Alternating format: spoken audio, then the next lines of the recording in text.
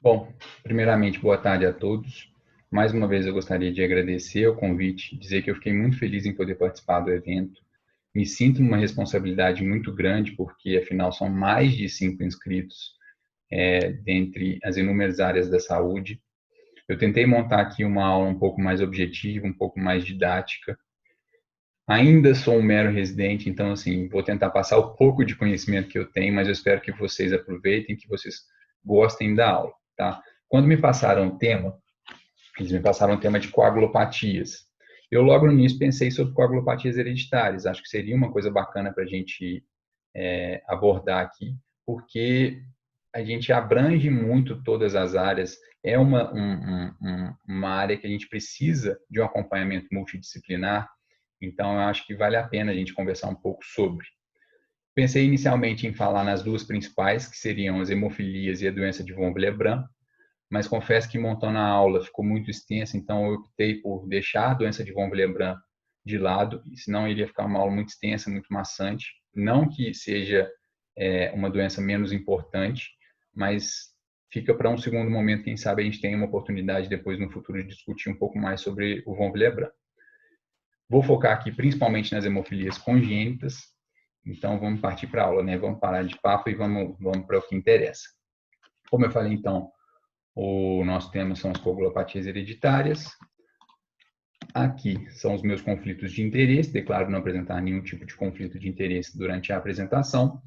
E o que são as hemofilias congênitas?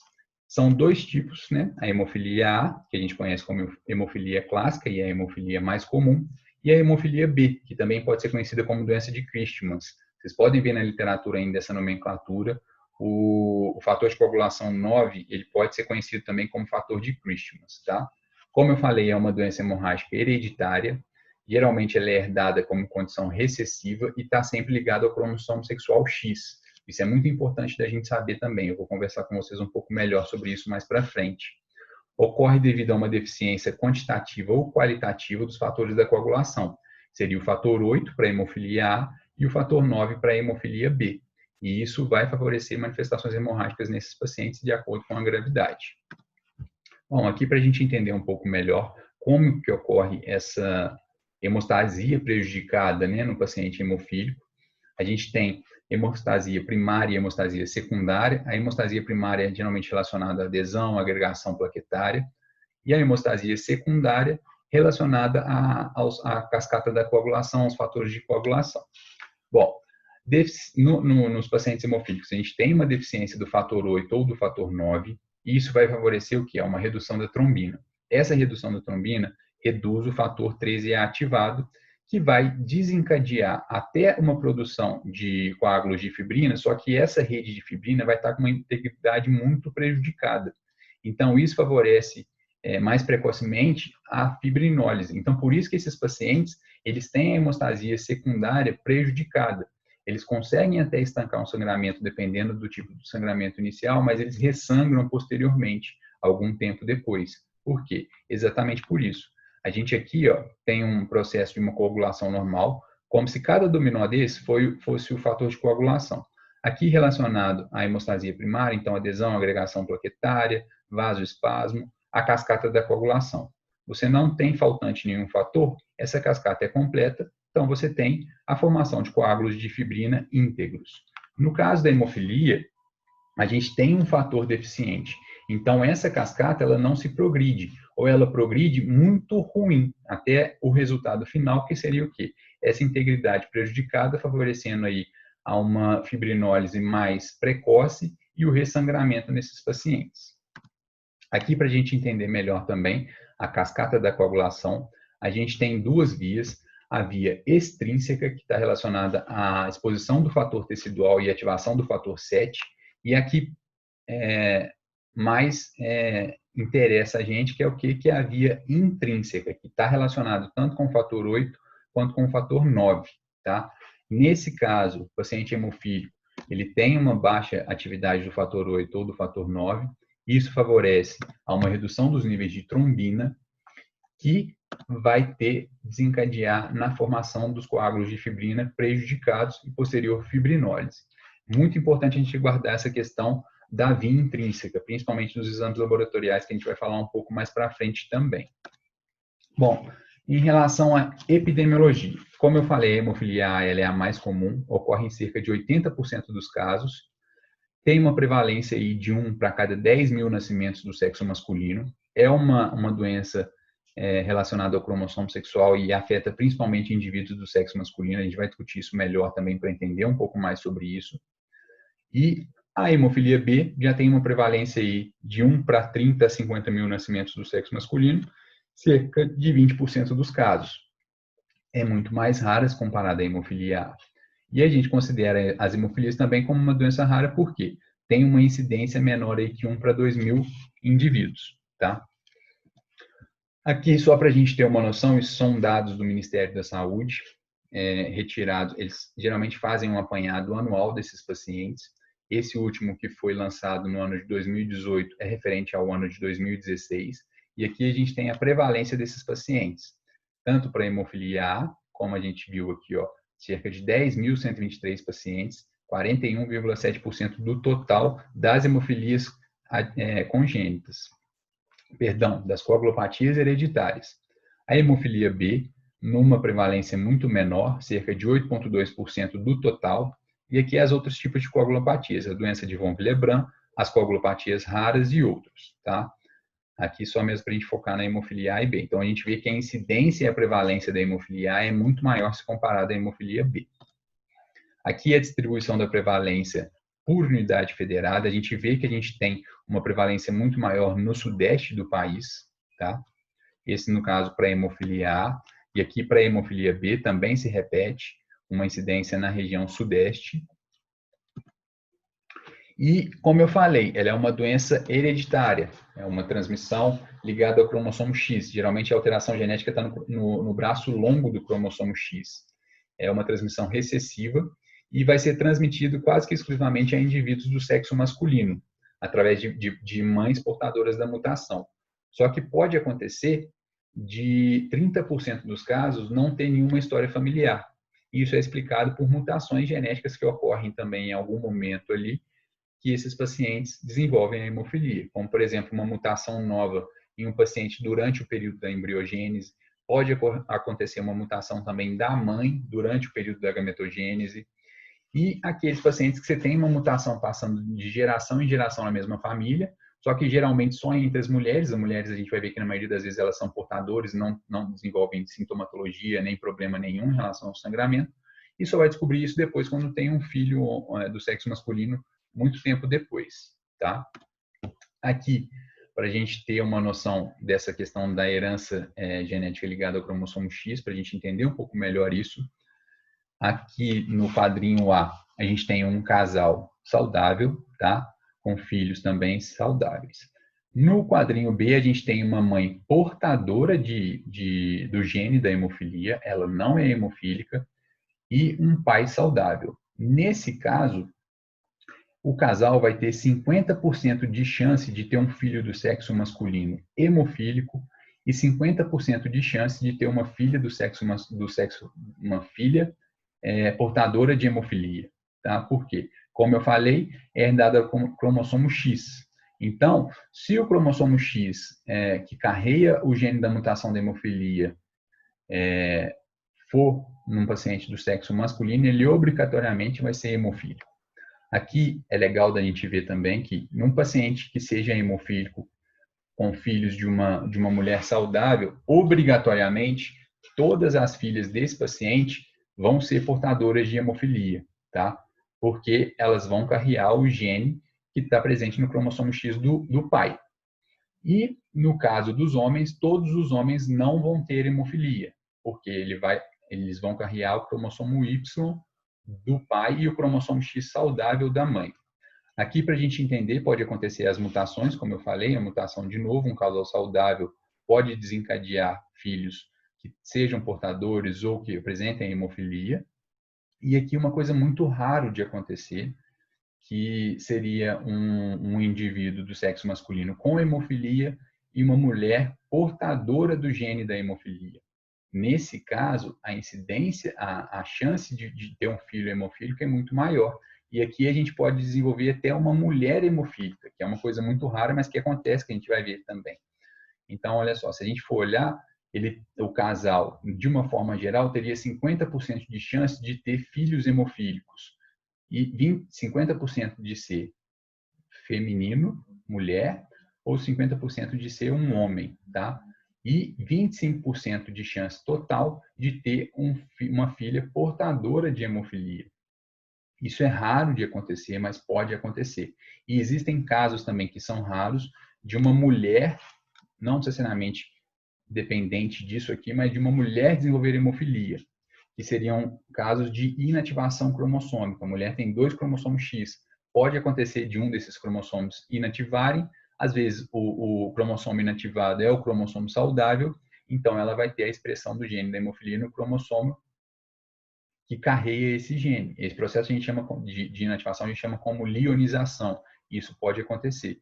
E alguns outros quadros também de problemas genéticos, que seria o mosaicismo, por exemplo, que você tem a falta de um cromossomo sexual, como, por exemplo, na síndrome de Turner, e esses pacientes também podem desenvolver hemofilia caso esse cromossomo único carregue o gene da mutação da hemofilia, tá?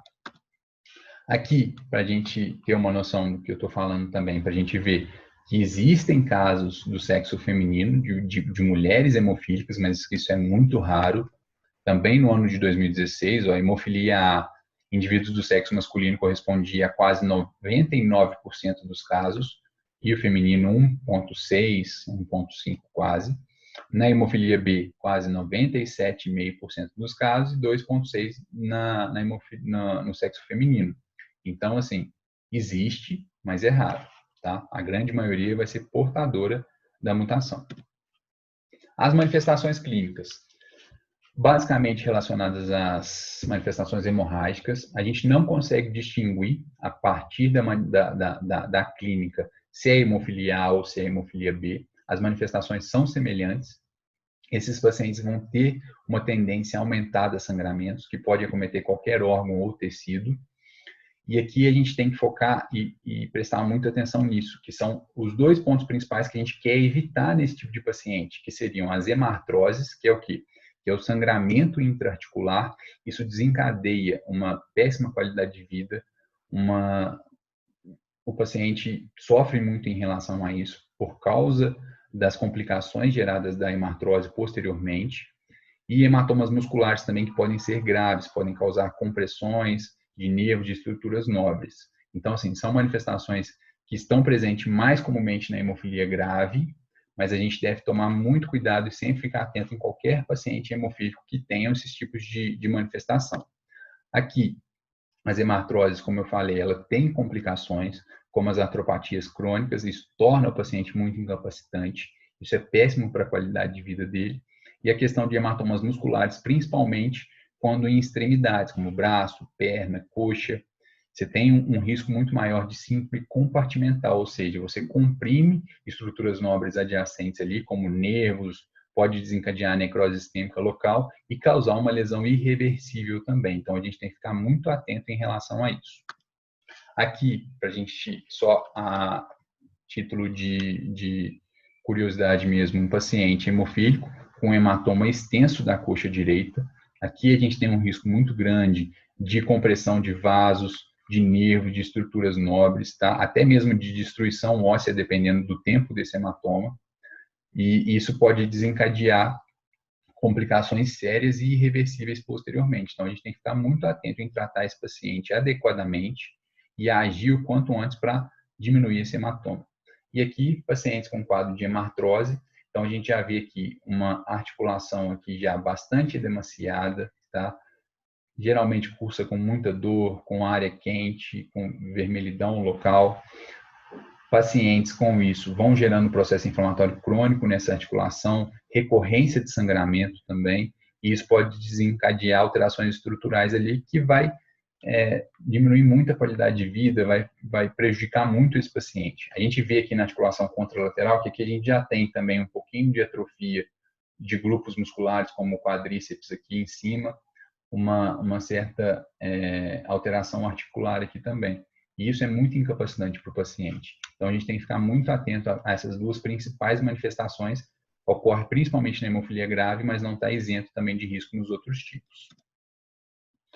Bom, os sangramentos na vida intrauterina ou no periparto, geralmente é raro, tá? Mas pode acontecer.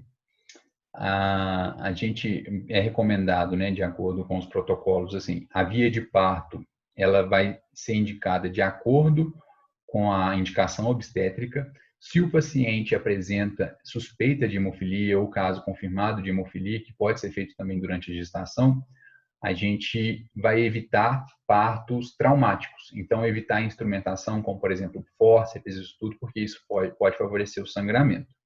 No período neonatal, estes sangramentos vão surgir principalmente quando o paciente é submetido a algum traumatismo ou alguma cirurgia, como, por exemplo, postectomia, a cirurgia de fimose. Isso é muito comum, os pais não sabiam que o paciente tinha hemofilia, não tinha história na família, não se ligaram em relação a isso, ou eles não foram aconselhados corretamente sobre isso. E vão descobrir depois, quando o paciente vai fazer uma cirurgia, quando tem algum trauma mais importante, e descobre posteriormente por causa das complicações do sangramento. As equimoses e hematomas vão surgir quando a criança começa a engatinhar, tá? E os sangramentos articulares, que é o que a gente quer prevenir, quando elas já começam a andar aí por volta de 1 a 2 anos de idade. Os sangramentos, como eu falei, são decorrentes de uma alteração na hemostasia secundária, então são sangramentos mais tardios, recorrentes, geralmente prolongados, pode acontecer de forma espontânea, principalmente nos casos mais graves, ou desproporcionais ao trauma ali local, tá? Em relação às hemartroses, que são os sangramentos intraarticulares, é a manifestação hemorrágica mais comum nesse paciente, principalmente na forma grave da hemofilia. É o que a gente quer evitar com o tratamento e o acompanhamento adequado. E as articulações mais acometidas são as articulações que a gente chama de articulações em dobradiça, que seria o quê? Joelho, cotovelo, os tornozelos, os ombros, as articulações coxo-femorais e os punhos. Nos casos de hemofilia grave, geralmente começa aí a acontecer por volta dos 2 a 3 anos de idade, quando o paciente começa a dar os primeiros passos. Geralmente pode ser espontânea ou sem nenhum traumatismo evidente. Eu tenho um caso para ilustrar, é um caso triste, infelizmente, de um paciente que por volta de 1 ano de idade, ele não tinha histórico familiar na família, de hemofilia na família. Por volta de 1 ano de idade foi coletar um exame. Foi puncionar uma veia no braço, no antebraço, funcionou, foi para casa. Começou a formar um hematoma, esse hematoma ficou gigante, ele evoluiu para uma síndrome compartimental, não sabiam de que se tratava, até que uma alma pensou em hemofilia, mas infelizmente esse paciente ficou sequelado desse membro acometido.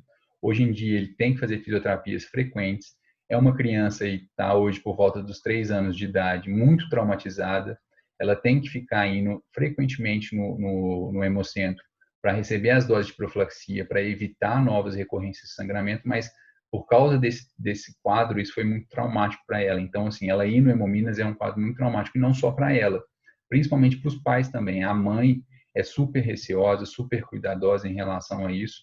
Então, a gente tem que ficar muito atento, sabe, para esse tipo de paciente, sempre pensar no diagnóstico. E vocês vão ver que também que não é um simples sangramento, uma simples hemorragia que o paciente tem. Isso mexe com tudo, mexe com o psicológico, com a família, com a qualidade de vida. Então, por isso essa importância da gente ficar em cima desses pacientes, de fazer um acompanhamento adequado, multidisciplinar, com várias especialidades, não só médico, não só enfermagem, não só farmacêutico, não só psicólogo, tá?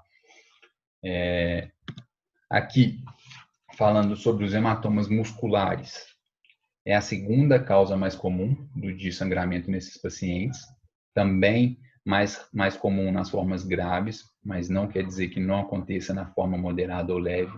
Pode acontecer espontaneamente ou após pequenos traumatismos. Em alguns casos, podem ter consequências graves, como eu falei, dessa sequela desse paciente, que teve uma síndrome compartimental, uma compressão de nervo, que a gente vai ter essas compressões de estruturas nobres, e isso vai deixar o paciente ainda mais incapacitante, vai levar trauma, deixar ele incapacitado, com uma qualidade de vida ruim em relação a essa parte. A gente também foca muito e um sangramento que é o hematoma no músculo ilho-pessoas, porque isso causa muita dor no paciente, geralmente quadrante inferior do abdômen, ele não consegue estender a perna, ele faz uma posição antálgica em flexão da coxa, tá? E se for do lado direito, pode ser muito confundido com apendicite também. Então, assim, sempre pensar nisso quando você tem um paciente com uma suspeita de apendicite, avaliar essa questão da hiperextensão da coxa para ver se ele não tem uma dor ali, se não tem história de sangramento, se na família não tem histórico, porque às vezes o paciente faz uma cirurgia, vê que não é apendicite, é um hematoma, e só vai complicando esse quadro também, tá? Qualquer órgão, não só, a gente não tem só esses dois tipos, né? Não é só a hemartrose, não é só o hematoma muscular, mas qualquer órgão ou tecido pode ser acometido. Sistema nervoso central, gastrointestinal, região cervical, base de língua, reto peritônio, hemoptise são mais raros, mas quando acontece são muito mais graves. Então a gente tem que agir prontamente nesses pacientes. Qualquer suspeita, teve um trauma craniano com suspeita de sangramento, a gente vai tratar esse paciente com o fator, eu vou falar mais para frente depois, e o quanto antes, porque isso é muito grave. Quando acontece, é muito grave, pode ser potencialmente fatal para esses pacientes. Ficar muito atento também a sangramentos da região cervical, base da língua, porque pode ter um sangramento extenso e compressão de via aérea superior. Isso pode matar o paciente também. Existe também o sangramento no xixi, que a gente chama de hematúria, que é uma manifestação comum nesses pacientes. Até 2/3 dos pacientes hemofílicos podem desencadear. É um quadro mais autolimitado, não demanda tratamento na maioria das vezes, e não é muito bem compreendido a fisiopatologia. O paciente tem essa hematúria espontânea, não relacionada a trauma, isso se resolve após alguns dias e raramente precisa se fazer a reposição de fator, tá? Tomar muito cuidado também aqui para não usar alguns medicamentos que diminuam o sangramento, porque isso pode favorecer a formação de coágulos dentro da bexiga, e isso pode fazer uma obstrução ali na região do ureter, causar uma disfunção renal. Isso tudo eu vou falar um pouco melhor sobre essas medicações que a gente evita no caso de hematúria também. E as sequelas inerentes a esses sangramentos, tudo que são os encurtamentos musculares, as contraturas em flexão, as alterações articulares crônicas, as sinovites crônicas, isso tudo. Aqui, só para a gente ilustrar um pouco, essa alteração aqui, se eu não me engano, chama flexão em Volkmann.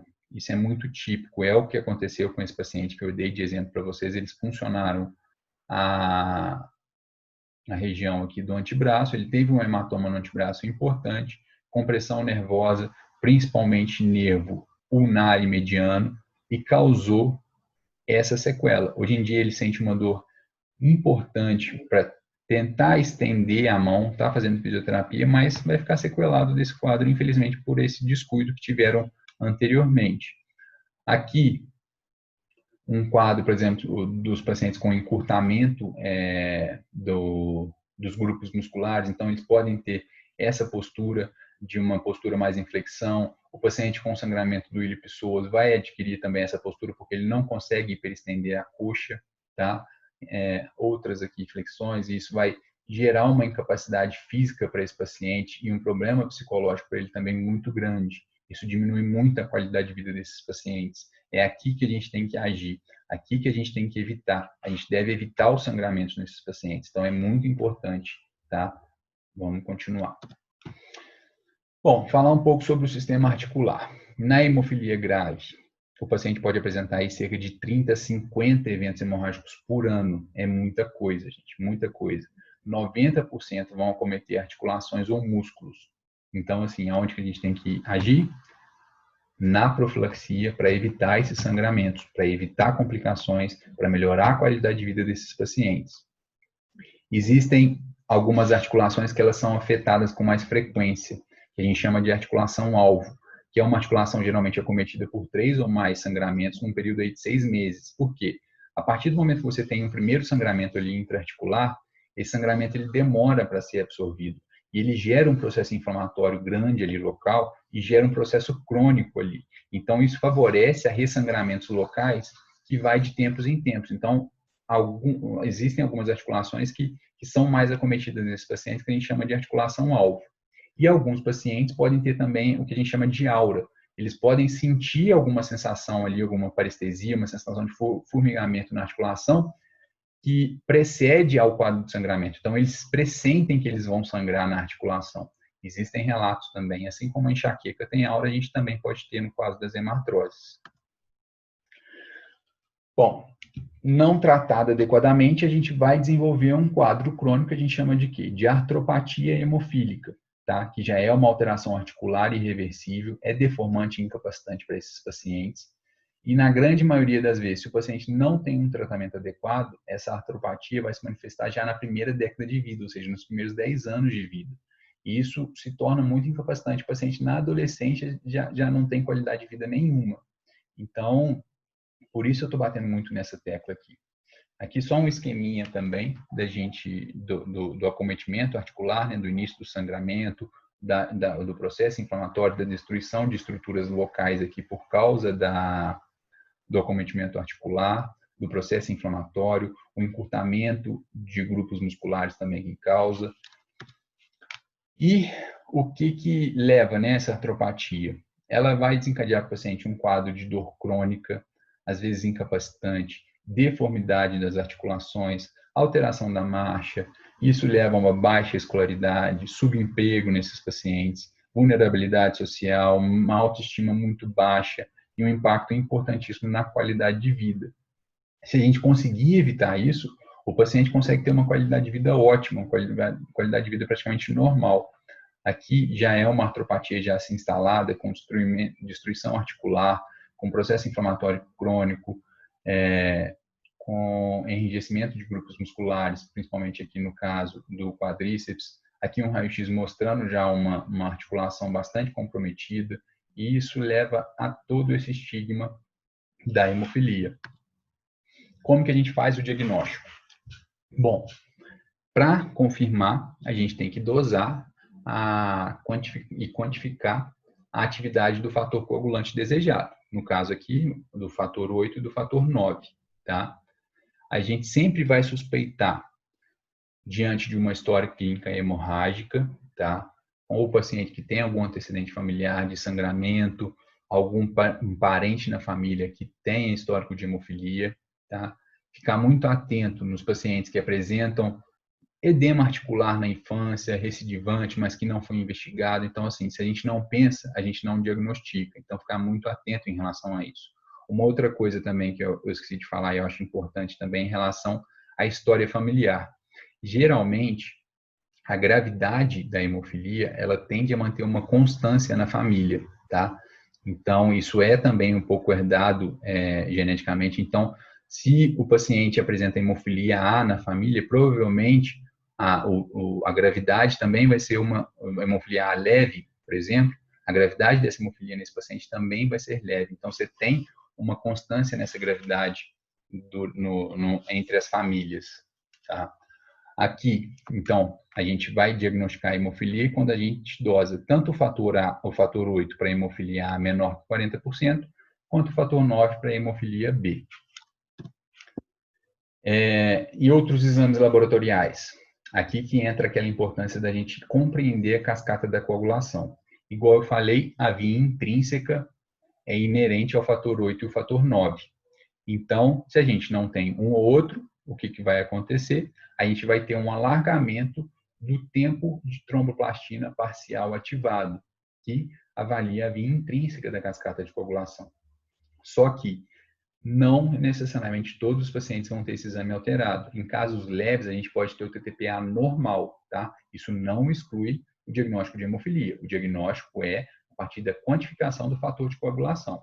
Aqui vai nortear a gente para uma investigação mais apurada. O tempo de protrombina, o tempo de sangramento e a contagem de plaquetas é normal, porque a via extrínseca está ok, a atividade plaquetária também, sem nenhuma alteração.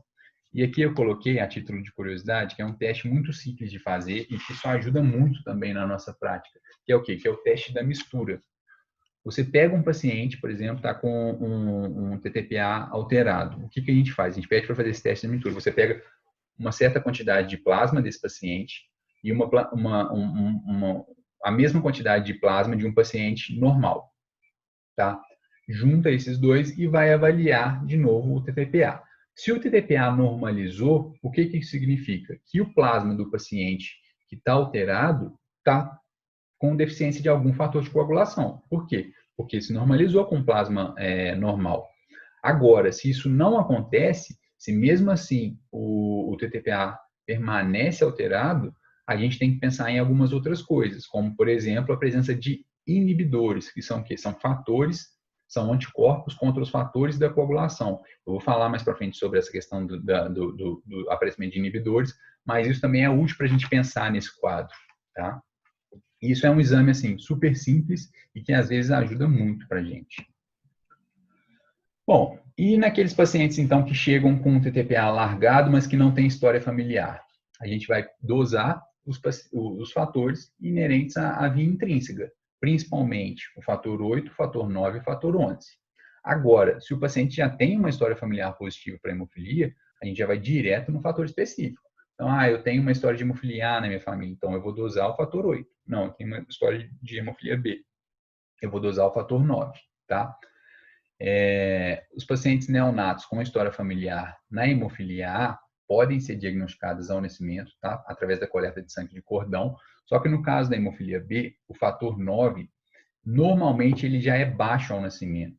Então, assim, se a gente suspeita de uma hemofilia B nesse neonato, a gente deve coletar, claro.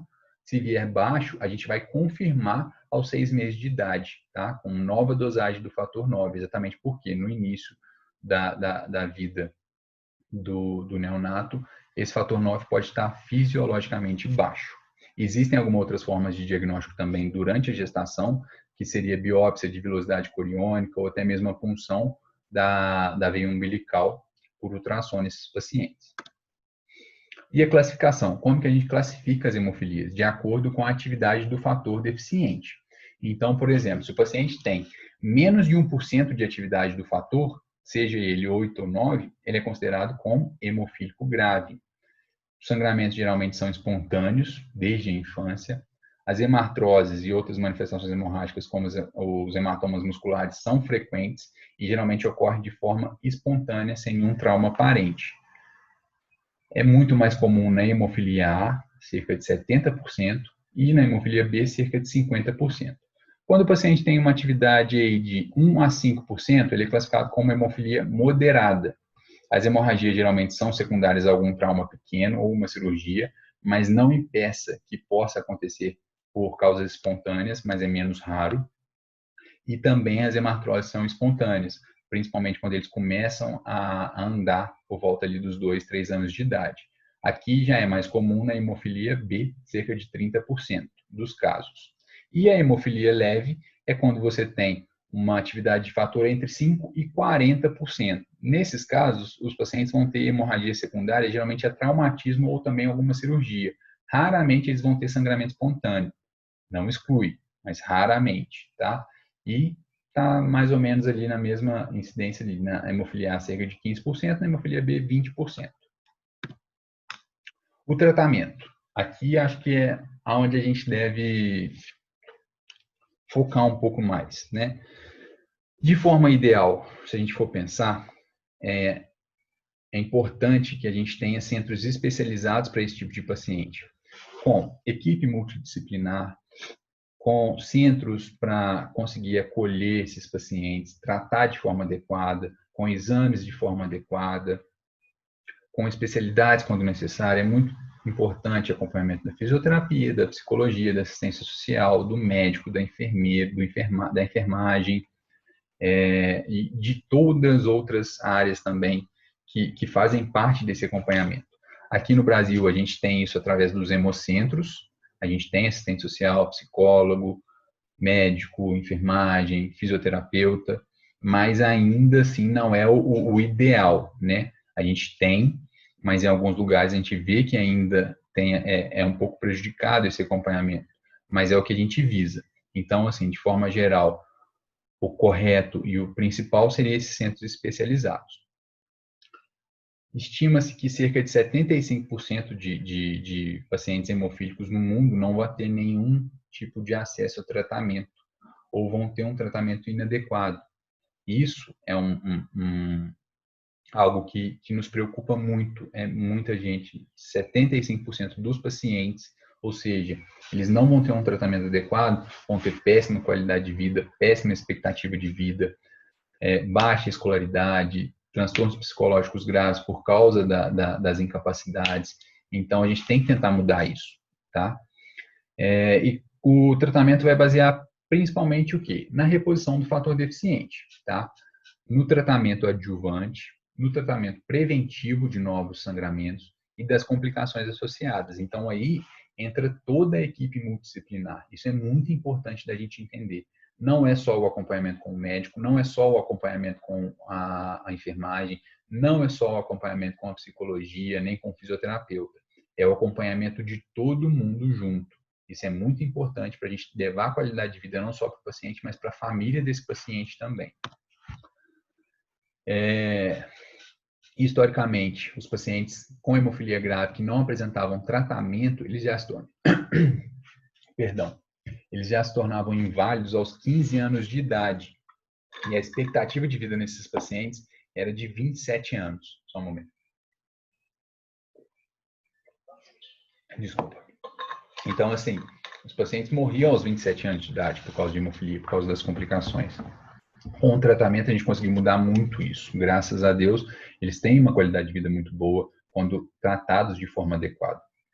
E, mais uma vez, qual que é o nosso objetivo? A prevenção dos sangramentos, principalmente a prevenção das hemartroses, dos sangramentos interarticulares. A gente basicamente tem dois tipos de reposição de fator, que seria o que a gente chama de tratamento sob demanda, que a gente vai tratar basicamente os sangramentos, tá? E o tipo de reposição profilática, que o que? A gente vai evitar os sangramentos nesses pacientes. Aqui só um pouquinho de história também, sobre esses pacientes e o início do tratamento. Na década de 70, foram feitos os primeiros concentrados purificados de fator 8 e 9. No final da década de 70, a gente teve contaminação viral desses fatores. E foi aí que se começou a pesquisar a melhoria para a gente ter uma produção mais segura dos fatores de coagulação. Porque nessa época eram pacientes que doavam o sangue para a produção do fator, que não eram investigados em nenhuma doença potencialmente transmissível, nada disso. Então, a partir da década de 70, viu-se que esses pacientes estavam sendo contaminados por contaminações virais mesmo. Então, se começou a aprofundar mais na pesquisa para tentar purificar esses fatores. E na década de 80 veio a epidemia da AIDS. Esse foi um grande problema e isso favoreceu ainda mais a pesquisa. E também, na final dos anos 80, a gente teve a descoberta do vírus da hepatite C. Então, infelizmente, esses pacientes hemofílicos tratados nessa época, praticamente todos eles foram contaminados com o vírus da hepatite C. E pelo menos metade desses pacientes também foram infectados pelo HIV. Isso inerente ao tratamento, por causa da reposição de fator que não era devidamente purificado, não tinha um protocolo de inativação viral eficaz. Hoje em dia, graças a Deus, isso é muito seguro, mas a gente tem essa história aí também para contar, que esses pacientes geralmente tratados nessa época, infelizmente, foram contaminados com hepatite C e também pelo HIV. A gente tem dois tipos de fatores de coagulação, de concentrado de fator, que são os derivados do plasma humano, que são fatores plasmáticos. Eles passam por um processo rigoroso de inativação viral, são muito seguros hoje em dia, mas não quer dizer que não está inerente de contaminação. Tá? É muito raro, mas pode acontecer. E os fabricados por engenharia genética, que a gente chama de fator recombinante, tá? Que são os preferidos atualmente. No Brasil, todos os nossos concentrados de fator são utilizados atualmente para aplicação endovenosa, isso pelo SUS. Já existem fatores de coagulação em aplicação subcutânea, que inclusive já foi aprovado pela Anvisa, mas infelizmente ainda está indisponível no SUS. Tá? Existem alguns fatores com tempo de meia-vida mais prolongado, subcutâneo, E isso é algo para a gente se pensar mais no futuro também, mas infelizmente ainda é indisponível na nossa rede pública. O tratamento sob demanda, como é que a gente faz?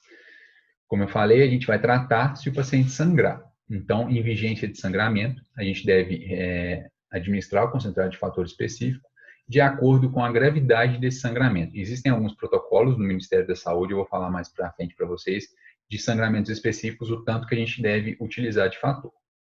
Na hemofilia A, uma unidade por quilo do fator 8 vai aumentar em cerca de 2% da concentração da atividade do fator. E na hemofilia B é de 1 para 1. Uma unidade equivale a 1%. Tá? A meia-vida do fator 8 vai variar aí de 8 a 12 horas e a meia-vida do fator 9 pode variar aí de 18 até 24 horas. Aqui é uma tabelinha, eu não vou entrar em detalhes, porque isso a gente tem acesso na mão, então se precisar é só procurar aí no Google Ministério da Saúde, Manual de Hemofilia, você tem essa tabelinha que ele te fala como você deve proceder com o tratamento, dependendo do tipo de sangramento, tá? E quanto você deve repor para esse paciente para elevar a porcentagem do fator de coagulação. Isso vai ficar disponível aqui, isso está ao alcance das nossas mãos hoje em dia no celular, tá? Tratamento de dose domiciliar. Isso foi implementado no Brasil em 1999, tá? Que é o Programa de Dose Domiciliar. E é uma coisa que eu queria bater muito na tecla aqui também. Os pacientes têm direito, e isso é muito importante, porque a gente sabe que a eficiência do tratamento do sangramento depende muito da reposição imediata do fator. Então, isso disponibilizou com que os pacientes tivessem um fator em casa. Eles armazenam na geladeira comum e são orientados, claro, em relação a tudo. E em qualquer evidência de sangramento, eles aplicam, fazem a autoinfusão desse fator e procuram atendimento posterior, tá? Esses pacientes também eles têm que ser muito bem orientados sobre identificar a hemorragia, o acesso que eles vão ter a esse concentrado de fator, eles têm que ter um vínculo muito de perto ali com o hemocentro, porque eles precisam ser muito bem orientados também em relação a isso. Mas isso mudou muito a qualidade de vida desses pacientes, porque eles conseguiram ficar mais... eles se... Como eu vou dizer? Bom, melhorou muito a qualidade de vida, eles ficaram mais independentes, vamos dizer assim. E isso foi um grande avanço para o nosso sistema de saúde. Aqui, como eu falei, né, o paciente tem a disponibilidade do fator no tratamento domiciliar, geralmente ele armazena esse fator dentro da geladeira comum, tá? Ele deve ser refrigerado. O número das doses que vão ser liberadas vai depender de cada paciente, isso é avaliado individualmente pela equipe do hemocentro. Os pontos que devem ser levados em consideração, isso a gente tem que tomar muito cuidado, que é o quê? A gravidade da hemofilia desse paciente, o local onde ele mora, para saber se ele está próximo de algum hemocentro, como que é esse deslocamento, caso ele tenha um sangramento, precisa repor o fator, a disponibilidade de comparecer ao hemocentro e por aí vai, tá? É muito importante aqui, mais uma vez, o acompanhamento multidisciplinar. A gente tem que treinar adequadamente esses pacientes. Geralmente, na adolescência, esses pacientes já sabem se autoinfundir, mas isso depende muito do treinamento e das orientações do hemocentro. E a gente também treina os familiares ou os responsáveis para ajudar a infusão desses fatores, principalmente na fase mais quando o paciente ainda é criança. Mas, geralmente, na adolescência, eles já sabem muito bem se autoinfundir o fator. Então, sempre treinar e capacitar esses pacientes e os familiares. Isso é muito importante, porque a gente consegue alterar a história natural dessa doença com um tratamento adequado, prontamente ali com a reposição do fator. E nos casos que não se consegue, o paciente não tem manejo com autoinfusão, os familiares têm receio em aplicar, a gente pode, às vezes, até entrar em contato com a unidade básica de saúde mais próxima, para que, caso seja necessário, esse fator fique armazenado lá. Se ele tiver um sangramento, ele se dirige à unidade e depois vai ao hemocentro para ser reavaliado. Com o tratamento da dose domiciliar, a gente precisa ter um controle rigoroso desses frascos. Então, o paciente ele vai ser orientado a ter um diário que ele vai anotar o tipo de sangramento, qual a dose que ele usou, a data que ele usou. Ele precisa devolver os frascos vazios no hemocentro para conseguir pegar novos frascos, tá? E isso, como eu falei, isso levou uma melhora na qualidade de vida desses pacientes, assim, enorme, enorme mesmo. Por quê? Eles conseguem tratar os sangramentos de forma precoce e se tornam muito mais independentes, tá? No caso de sangramentos graves, claro, esses pacientes devem prontamente procurar um atendimento médico imediato e eles também vão ser orientados em relação a isso. Tratamento sobre profilaxia, tá? A gente tem o objetivo aqui de evitar o sangramento, então ele tem caráter preventivo, tá? A gente usa geralmente com o uso regular aí no objetivo de manter os níveis de fator num nível para prevenir o sangramento. A gente tem algumas modalidades de profilaxias, dentre elas a primária, que é a mais importante, a secundária, a terciária e até a intermitente. A intermitente pode ser periódica ou de uma curta duração. A profilaxia primária, como eu falei, é a mais importante aqui, é o pilar no tratamento do hemofília. É a principal medida que vai garantir a integridade física, psíquica e social desse paciente. Por quê? Porque é a única forma de tratamento eficaz e capaz de prevenir as complicações inerentes aos sangramentos, que são as artropatias e a compressão de estruturas nobres. Então, a gente deve sim orientar e estimular sempre a realização de profilaxia primária nesses pacientes. Aqui, um esqueminha também dos tipos de tratamento, então, como eu falei, sob demanda, dependendo do sangramento, os tipos de profilaxia, vamos focar aqui principalmente na profilaxia primária, isso também está disponível no manual do Ministério da Saúde. A primária é uma reposição regular contínua, de tempos em tempos, né, semanal, geralmente 3 vezes na semana, isso depende muito, com início antes da evidência de uma alteração osteocondral, ou seja, antes de um desenvolvimento aí de uma artropatia. Deve ser iniciada antes da segunda hemartrose. Então, geralmente são os pacientes aí entre 2 e 3 anos de idade, eles já começam a receber a profilaxia primária, para que evitem o aparecimento de artropatia e evolução de sangramentos importantes. Ok, tem a primária, a gente tem também a secundária, que são aqueles pacientes com 2 ou mais sangramentos, mas que não tem nenhuma alteração articular ainda. E a terciária nos pacientes que já têm alguma alteração articular. A gente, mesmo que já tendo o comprometimento ali, a gente evita que tenha progressão. Então, a gente faz sim a profilaxia terciária e você tem a periódica ou de curta duração, que é individualizado com o objetivo de prevenir novos sangramentos dependendo do quadro do paciente. Outros tipos de tratamento que a gente lança mão.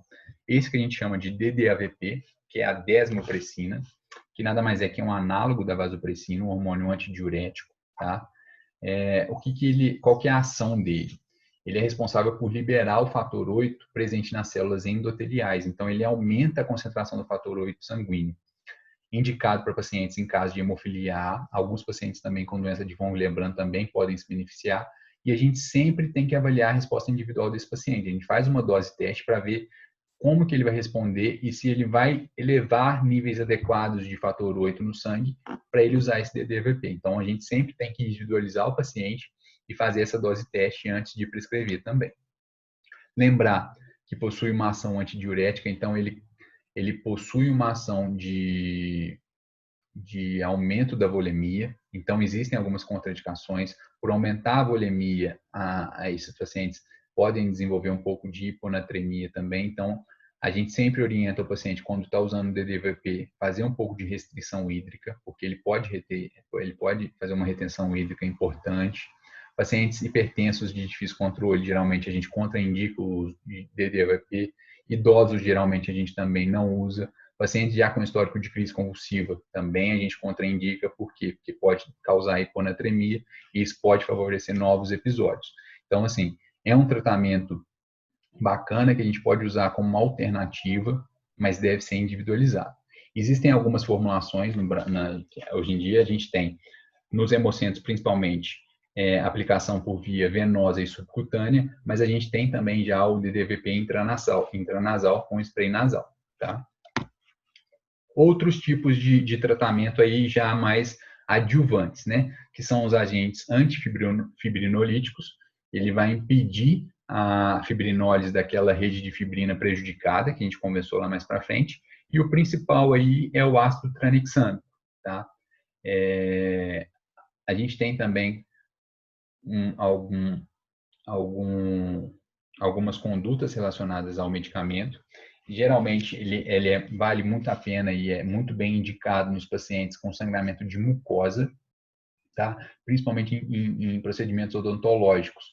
O que geralmente a gente faz? A gente pode prescrever por via oral, mas às vezes também a gente indica, por exemplo, quando é sangramento de mucosa, gengiva, alguma coisa, você macera um comprimido com um pouquinho de água, forma uma pastinha e deixa sobre a ferida com uma gaze ali, e ele vai fazer uma hemostasia local ali, impedindo a fibrinólise daquela rede de fibrina. É muito útil também, funciona como uma terapia adjuvante, principalmente sangramento de mucosa, sangramento vaginal também, a gente costuma lançar a mão do ácido tranexâmico. Igual eu falei, tomar muito cuidado nos casos de hematúria. A gente, infelizmente, vê pessoas prescrevendo o ácido tranexâmico nos pacientes com hematúria, mas isso pode favorecer o aparecimento de coágulos intravesicais e isso causar obstrução do sistema urinário ali, desencadeando disfunção renal e complicações maiores para o paciente. Então, não utilizar no caso de hematúria, contraindicado. Complicações do tratamento. A gente tem duas principais, né, que são a que a gente já tinha citado aqui anteriormente, que são as infecções por causa da transfusão de concentrados de fator, que foi muito mais intenso antigamente, mas ainda não é isenta atualmente, mas a gente tem esse tipo de complicação. E a principal que a gente hoje em dia se preocupa muito também, que é a produção de autoanticorpos contra o fator administrado, que a gente chama de inibidores. É muito mais comum nos pacientes com hemofilia A, cerca de 10 a 30% desses pacientes podem desenvolver, e cerca de 1 a 5% dos pacientes com hemofilia B. Isso geralmente aí ocorre nos primeiros 50 dias da administração do fator, é a principal complicação relacionada ao tratamento, tem desafios muito grandes para a gente tentar contornar isso, e ocorre mais nos pacientes com hemofilia grave. Por quê? Porque eles são mais expostos ao fator. Então, isso favorece a uma produção de anticorpos ali contra esses fatores. E lembrar também do teste da mistura. A gente dosa o TTPA alargado, pega o plasma de um paciente normal com o plasma do paciente hemofílico, junta e dosa o TTPA de novo. Não corrigiu? Provavelmente o plasma do paciente hemofílico tem inibidor. E como que a gente vai suspeitar? Perdão. Como que a gente suspeita? Naqueles pacientes que começam a apresentar falta de resposta ao tratamento habitual. O aumento da frequência de sangramento ou da gravidade desses sangramentos, ou seja, o paciente teve um sangramento, foi lá, fez o fator já habitual, não respondeu, só está tendo que aumentar a dose de fator. Então, assim, acende uma lanterninha aí, pode ser a produção de inibidor. E a gente tem grandes desafios hoje em dia, que a gente tenta contornar, mas que é complicado. Como que a gente vai tratar esses sangramentos nesses pacientes? Se você está dando o fator e o anticorpo está destruindo. E como que a gente neutraliza esses inibidores? E são desafios muito grandes hoje em dia na prática clínica. Esses tratamentos são tratamentos dispendiosos, com altos custos, mas a gente pode lançar a mão, por exemplo, de concentrado de fator em altas doses nos pacientes que têm uma titularidade desses anticorpos baixa. Alguns outros tratamentos que a gente chama de bypass, que você não depende do fator 8 ou do fator 9, que seria o quê? A administração de concentrado de fator 7A ativado recombinante, que você vai estimular a via extrínseca na cascata da coagulação, e o concentrado de complexo protombínico ativado, tá? São esses dois principais. E um outro tratamento também muito dispendioso, que seria o que? A imunotolerância. Você vai dando doses de fatores baixas nesse paciente para que o sistema imunológico, de certa forma, acostume com aquilo e os anticorpos não ataquem mais esses fatores. Tá? São desafios muito grandes, uma outra discussão. Tá? A gente tem um protocolo específico para isso do Ministério da Saúde também, para quem tiver interesse. É só digitar no Google que a gente acha isso rapidinho. Mas eu acho que aqui é uma outra discussão à parte que a gente pode ter depois também, mas é bastante desafiador o tratamento desses pacientes atualmente com a presença de inibidor. Vamos lá. Outras abordagens terapêuticas, exercício físico. A gente deve orientar o paciente, deve fazer sim, é muito importante, tá? principalmente atividades de baixo impacto, para quê? A gente tem um fortalecimento muscular e um fortalecimento articular importante. Isso favorece a redução de sangramentos espontâneos intraarticulares. Então, sempre orientar esses pacientes a fazer atividade física, geralmente, principalmente de baixo impacto, como natação, musculação, caminhada, ciclismo e por aí vai, tá? Usar os equipamentos de proteção individual também necessários. Fisioterapia é fundamental na reabilitação desses pacientes. As hemartroses e hematomas, geralmente a gente orienta o repouso de gelo local. A gente não deve imobilizar esses pacientes por um período maior do que 24 horas, exatamente pelo risco de síndrome compartimental e de recorrência do sangramento. E muito importante também a atenção farmacêutica. Igual eu falei, os pacientes em programas de dose domiciliar, eles precisam de um diário de infusão de fator para que eles consigam pegar novos fatores, orientar sobre as contraindicações medicamentosas, quais medicamentos eles devem evitar, não aplicar injeções intramusculares, tá? Por causa do risco de hematoma local, mas eu vou falar um pouco melhor sobre isso também, que isso gera um pouco de dúvida. Nesse próximo slide aqui. Muito importante, acompanhamento psicológico adequado, não só para o paciente, mas para os familiares. É uma doença que causa muito desconforto na família. O paciente, às vezes, também se sente desconfortável. Dependendo das complicações, pode gerar um trauma ali no paciente, na família. Então, muito importante esse acompanhamento psicológico. E, bom, se não pode fazer injeção intramuscular, como que a gente vacina esses pacientes? É ao contrário. A gente deve encorajar esses pacientes a se vacinarem, tá? O cartão vacinal deles deve ser atualizado, só que essas vacinas geralmente vão ser aplicadas por via subcutânea. Não quer dizer que não vá aplicar nenhuma injeção intramuscular. Algumas injeções a gente não consegue fazer por via subcutânea. Então, nesses casos, o que a gente faz? A gente coloca uma compressa de gelo ali por um tempo, faz a injeção intramuscular, comprime o local por mínimo de 5 minutos e compressa de gelo local depois de novo, tá? Não precisa repor fator para fazer a aplicação da injeção intramuscular, só mesmo compressa local de gelo e compressão. Isso é muito importante.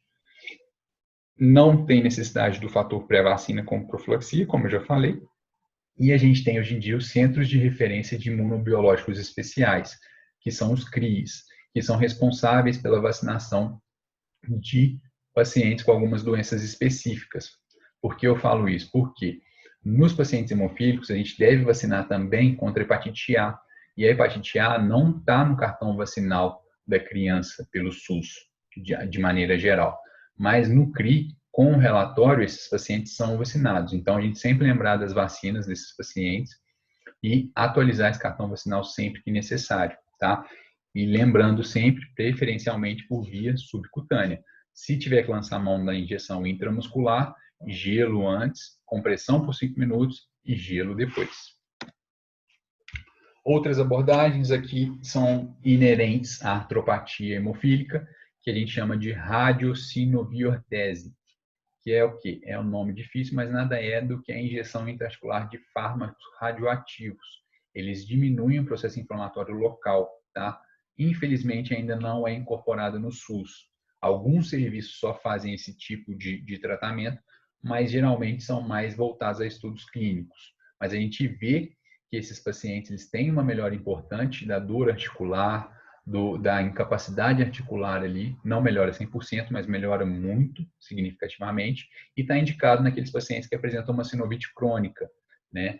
Uma artropatia já crônica bem instalada, que não vai responder ao tratamento convencional, que seria dose de fator de rotina para diminuir o sangramento, a profilaxia terciária para evitar nossos sangramentos e por aí vai. Outra coisa agora, vamos entrar nos pontos importantes. Por favor, gente, isso aí para todos que estão ouvindo, se vê algum paciente hemofílico, pergunta. É muito importante. A gente tem que orientar esses pacientes a carregar contigo qualquer identificação de que ele é hemofílico. Por quê? Se ele vai numa emergência, por exemplo, está andando na rua, bateu a cabeça, desmaiou. Chega na emergência, ninguém sabe que ele é hemofílico. Então, assim, por favor, orientem os hemofílicos a andarem com uma carteira de identificação. Geralmente, os hemocentros fornecem umas carteirinhas parecidas com essas aqui, tá? Mas nunca deixem de perguntar. Isso faz total diferença na hora do tratamento nesses pacientes na emergência. Tem pessoas que, às vezes, lançam mão de pulseiras, algum colar. Tem gente que até tatua na pele que é hemofílico. Qual o tipo de hemofilia, isso tudo. Então, assim, nunca deixem de orientar as pessoas em relação a isso, tá? Outra coisa importante também, a gente tem um site que chama Hemo Web Coagulopatias. Esse site a gente cadastra todos os pacientes que apresentam algum tipo de coagulopatia no nosso país. Isso é muito importante para dados demográficos, epidemiológicos. Igual eu passei para vocês aqueles dados iniciais, a gente tem que alimentar esse sistema. Então, a gente tem que colocar todos os pacientes nesse sistema, inclusive aqueles que são tratados na rede privada, eles devem ser inseridos aqui também com os dados.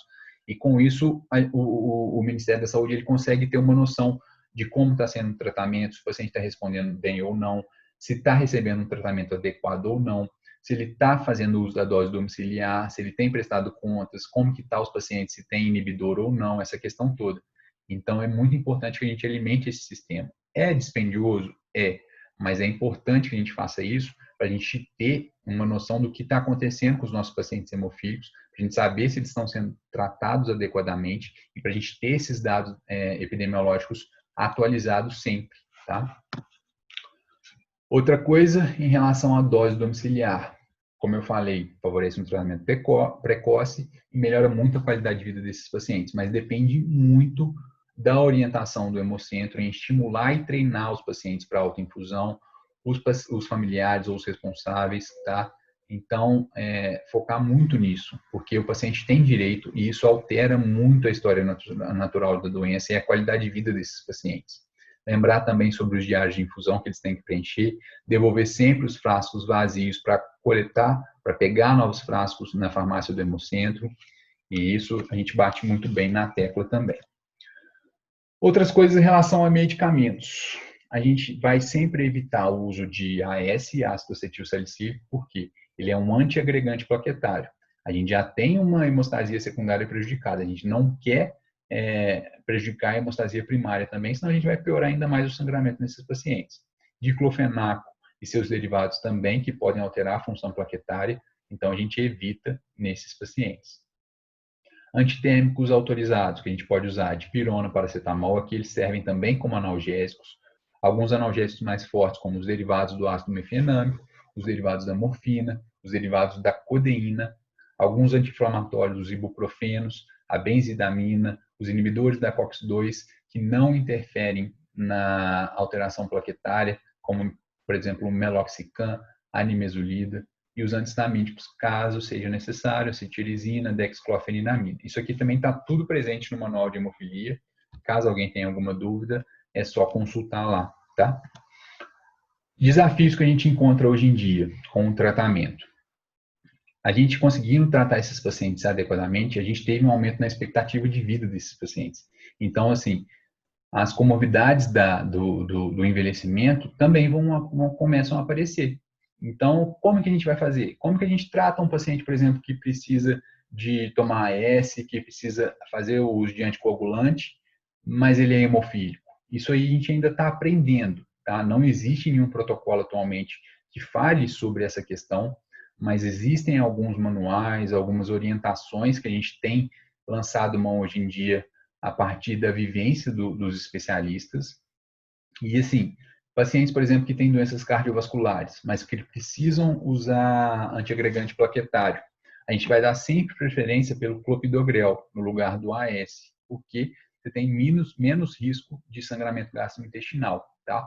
Pacientes que tenham infarto, síndrome coronariana aguda, que vão precisar lançar a mão, por exemplo, de trombólise, a gente tem que elevar o fator de coagulação, a atividade desse fator nesses pacientes, acima de 80% até 100%. pacientes que precisam colocar um stent por causa de um infarto, a gente vai sempre dar preferência pelo não farmacológico. Por quê? Porque o farmacológico, a gente precisa de uma antiagregação plaquetária pelo menos aí no primeiro ano. Agora, no não farmacológico, a gente usa nas primeiras 4 semanas uma dupla antiagregação, que é o AS e o clopidogrel. Não tem jeito, a gente tem que usar. A gente vai acompanhar esse paciente muito de perto e vai fazer doses de fator para manter uma atividade acima de 30%, tá? Sempre monitorando esse paciente de perto. Se a gente precisar usar o AS, como a gente faz? A gente vai tentar buscar manter níveis de fator acima de 5%. E um dos maiores desafios também que a gente tem são os pacientes que precisam de anticoagulação. No caso, por exemplo, de uma fibrilação atrial, numa prótese valvar. E como que a gente vai lançar a mão? A gente vai fazer um tratamento profilático para manter certo nível de fator nesses pacientes. Eles precisam ser muito cuidadosos, muito bem monitorizados, tanto pelo médico assistente cardiologista como pelo médico responsável pelo acompanhamento da hemofilia, o hematologista no centro de hemocentro, nos hemocentros. E a gente pesa muito o risco-benefício nesses pacientes. A gente precisa ver o risco de sangramento e o benefício no uso de coagulante. Então, isso deve ser muito bem individualizado nesses pacientes. Pode surgir um pouco de dúvida também em relação, eu devo usar, nesses casos, inibidores de vitamina K ou os anticoagulantes novos orais? Como eu falei, a gente não tem um protocolo hoje em dia, isso está sendo muito de vivência, então a gente tem que individualizar muito bem. A gente tem que ver se o paciente tem condições de fazer aquele tratamento, se ele tem condições de fazer o controle adequado e o acompanhamento médico adequado, se a gente tem disponível um antídoto para aquela droga, por exemplo, vitamina K, nos casos da varfarina, a protramina, nos casos de heparina não fracionada e por aí vai. Então, a gente tem que fazer muito bem individualizado esse tratamento nesse paciente. É muito delicado, é um desafio muito grande, é muito novo ainda para a gente hoje em dia, e a gente está aprendendo ainda com as vivências, tá? Nos pacientes que têm disfunção renal e precisam de uma terapia de substituição renal, como a hemodiálise, a gente vai manter a atividade do fator em torno de 10 a 20% naqueles pacientes que não usam heparina durante o procedimento, ou acima de 30% nos pacientes com heparina, que precisam usar a heparina não fracionada. E a gente considera também a administração do antídoto da heparina não fracionada, que é a protramina, pós o processo de hemodiálise, para evitar o risco de sangramento nesses pacientes. E quais são as perspectivas para o futuro? Esse nome difícil, emicizumab, é um anticorpo monoclonal. Ele tem como principal ação, como se ele juntasse o fator 9 ativado com o fator 10, tá? Então, ele não depende do fator 8 para desencadear a cascata da coagulação. É muito bem indicado nos pacientes com hemofilia A, tá? E são estudos para pacientes com hemofilia A. Aqui não entra pacientes com hemofilia B. Tem a vantagem de ser uma aplicação subcutânea, geralmente semanal, pode ser até mensal, existem alguns estudos que mostram também, e como principal objetivo é o quê? O tratamento profilático de longa duração. Esses medicamentos eles não devem ser tratados como sob demanda, tá? No caso de sangramento, os pacientes têm que ser tratados com um concentrado de fator, mas eles têm mostrado uma eficácia muito grande no tratamento profilático e na redução do sangramento nesses pacientes. Já está aprovado pela Anvisa, mas infelizmente ainda não está incorporado no SUS, tá? A Anvisa aprovou atualmente para tratamento da hemofilia A em pacientes com inibidores, mas existe já alguns grupos aí também que estão buscando também para que ele seja aprovado também nos pacientes que não apresentam inibidores, porque a gente mostrou, os estudos mostram uma eficácia importante nesses pacientes.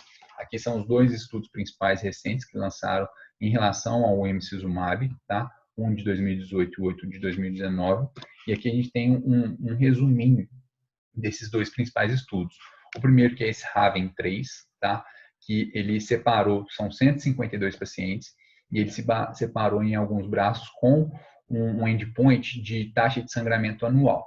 Então, eles avaliaram um braço que fez a profilaxia com emicizumab, aí com doses diferentes, tá? Para eles avaliarem depois, com o braço que não fizeram a profilaxia dessa mesma forma. E também com ou sem inibidor do fator 8.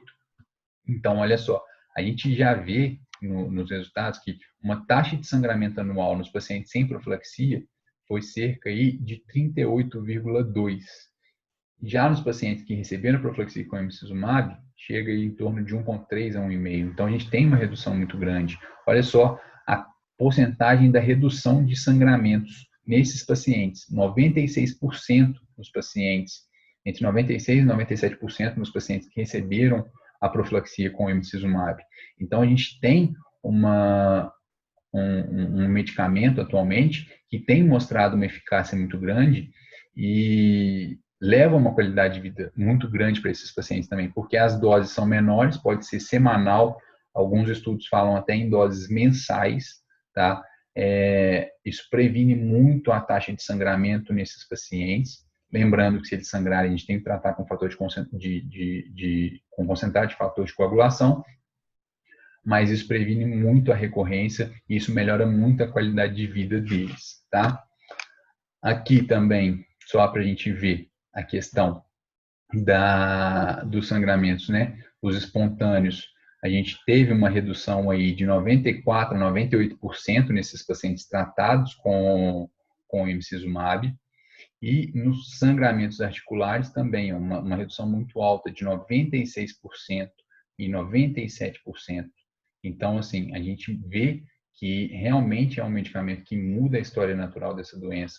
Então, a gente tem que lutar para que seja incluída, sim, no Sistema Único de Saúde, para que a gente consiga melhorar a qualidade de vida desses pacientes.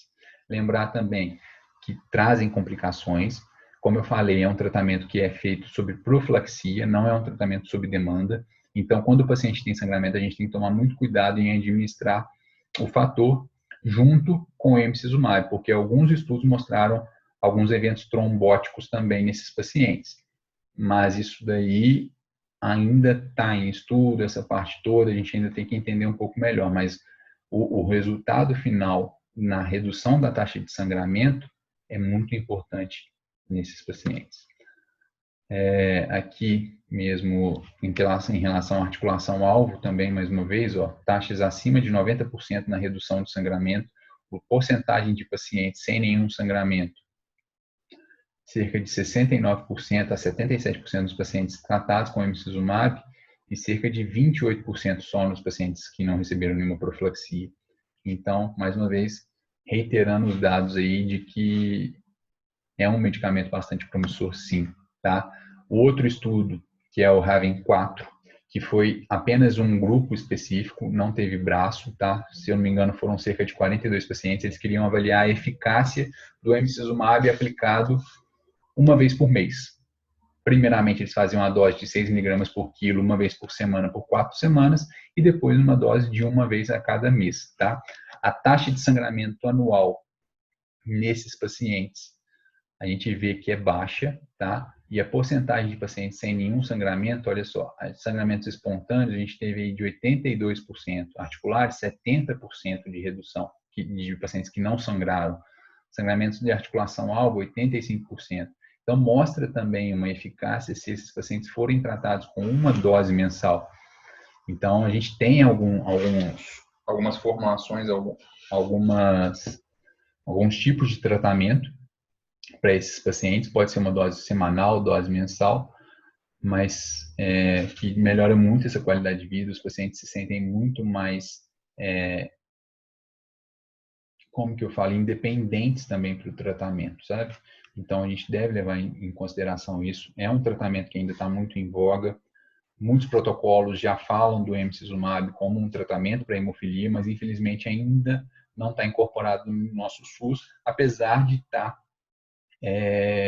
já aprovado pela Anvisa. Ele também mostrou que tem aqui foram pacientes acima de 12 anos, mas existem trabalhos já também que mostram e comprovam a segurança em pacientes de crianças também, acima de 1 a 2 anos de idade.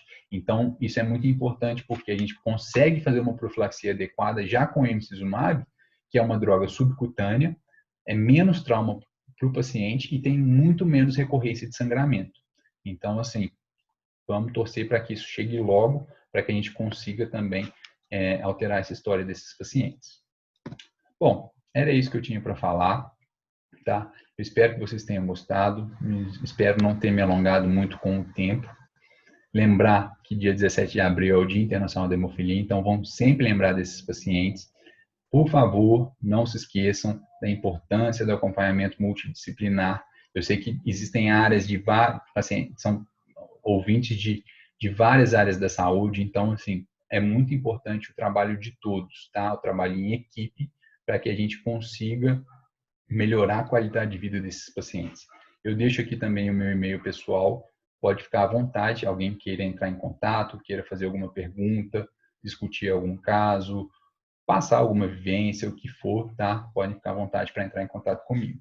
É isso, muito obrigado, espero que tenham gostado.